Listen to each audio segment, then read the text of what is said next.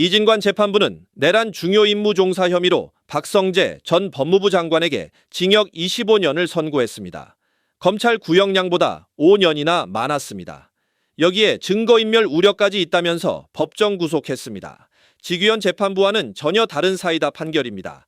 먼저 이진관 재판부는 노상원 수첩의 증거 능력을 인정했습니다. 지규현 재판부는 노상원 수첩이 조악하다면서 증거 능력을 인정하지 않았습니다. 하지만 이진관 재판부는 노상원 수첩이 조악한 건 그때그때 받아 적었기 때문이라면서 선을 그었습니다. 윤석열 전 대통령과 그 추종 세력이 노상원의 수첩 중 주요 부분을 실제 이행하거나 이행하고자 했다고 판단했습니다. 출국 금지 조치, 구치소 운영과 수용 여력 확보, 서울지검 소속 검사 인력 활용 방안도 노상원 수첩에 나와 있다는 겁니다. 이진관 재판부는 계엄 준비 시점에 대한 판단도 지규현 재판부와 달랐습니다. 이진관 재판부는 내란이 즉흥적으로 결정된 것이 아니고 적어도 2023년부터 준비되었다고 못 박았습니다. 이런 근거로 방첩사가 2023년 을지 연습을 하면서 민간인 구금시설 수용 문제를 논의한 점 등을 들었습니다. 계엄 이틀 전 계엄을 준비했다고 판단한 지규현 재판부의 판단을 완전히 뒤집은 것입니다. 내란 중요 임무 종사 혐의에 대해서 살펴봅니다. 세부 내용이 복잡하므로 결론을 먼저 말씀드립니다. 내란 중요 임무 종사 혐의에 대해서는 유죄로 인정합니다.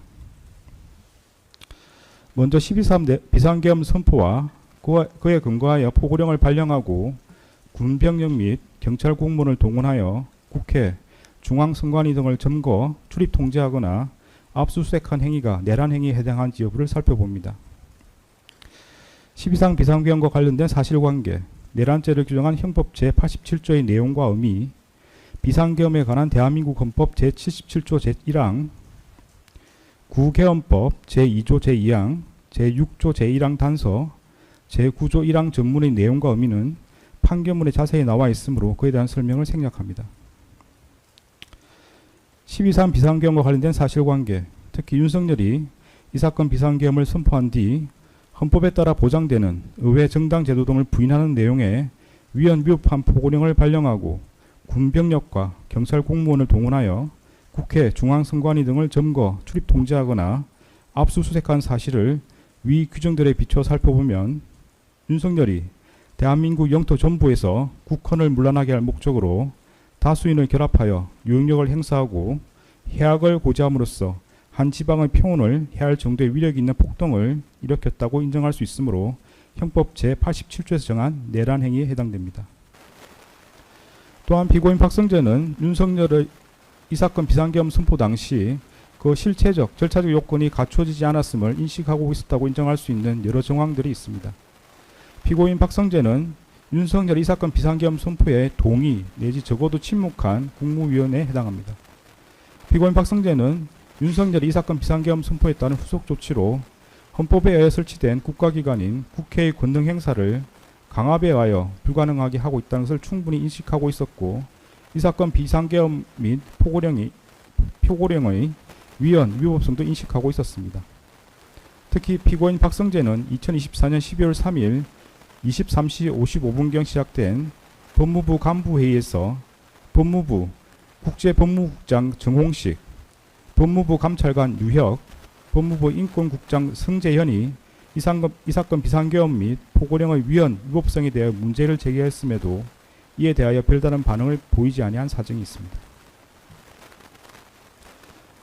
관련하여 피고인 박성재에 대한 비상계엄 관련 지시사항 문건이 작성 및 전달되었는지 여부에 대해서 살펴봅니다. 다음 같은 사정을 종합하면 김용현이 피고인 박성재에 대한 비상계엄 관련 지시사항 문건을 작성하였고 윤석열이 대통령 집무실에서 피고인 박성재에게 이를 전달하면서 그 이행을 지시하였다고 봄이 타당합니다. 윤석열은 김용현을 통해 국군기무사령부 2017년 계엄 문건과 국군 방첩사령부 작전계획 등 군내 비상계엄 관련 문건을 참고하여 이 사건 비상계엄 선포 및 내란 행위 계획을 수립하였고 김용현은 그 과정에서 연인영, 노상원과 논의하였으며 그 내용을 연인영은 자신의 휴대전화 메모에 노상원은 자신의 수첩에 각각 기재하였습니다. 이에 더하여 김용현은 핵심 국무위원들에 대한 지시사항 문건을 미리 만들어 두었다고 진술하였는데 윤석열은 대통령 집무실에서 이상민에게 특정 언론사 사무소에 대한 단전 단수 조치 지시사항 문건을, 한덕수와 조태용에게 비상계엄 관련 지시사항 문건을, 조태열에게 재외 공간을 통해 대외 관계를 안정시켜라는 내용의 비상계엄 관련 지시사항 문건을 각각 건네주며 그 이행을 지시하였는 바, 이러한 사실은 김용현의 진술에 부합하는 내용입니다. 노상원의 수첩과 여인영의 휴대전화 메모에 따르면 김용현은 이 사건 비상계엄 선포 및 내란행위 계획을 수립하면서 법무부에 대한 협조 요청 사항으로 출국금지 조치, 구검시설 운용, 수용 여력 확보, 서울중앙지방검찰청 소속 검사 등 인력 활용 방안을 논의하였는 바, 김용현이 이들 논의에 관한 사항을 법무부 장관인 피고인 박성재에 대한 지시사항 문건으로 작성하였다고 보입니다. 피고인 박성재가 대적견실에서 양복 상의 안주문에 보관하고 있던 문건은 윤석열로부터 교부받은 법무부에 대한 지시사항 문건으로 보입니다. 피고인 박성재는 법무부 간부회의에서 참석자들에게 비상계엄 선포에 대비한 법령 또는 매뉴얼이 있느냐는 취지로 물어봤는 바, 피고인 박성재는 당시 법무부가 비상계엄 상황에서 취해야 할 조치가 무엇인지 모르고 있었던 것으로 보입니다. 그럼에도 피고인 박성재는 아래에서 살펴보는 바와 같이 법무부 출입국 외국인 정책본부장 배상업에게 출국 금지팀 대기를, 교정본부장 신용에게 서울구치소 등 수용 여력 확보를, 검찰국 검찰과장 임세진에게 계엄사령부 합동수사본부에 검사 등 인력 파견 협조를 각각 지시한 반면, 법무부 소관 소년보호시설로서 구검시설에 해당하는 소년원 및 소년분류심사원에 대한은 아무런 지시를 하지 않았는 바, 대통령실에서 윤석열로부터 지시받은 사항만을 그대로 이행한 것으로 봄이 합리적입니다.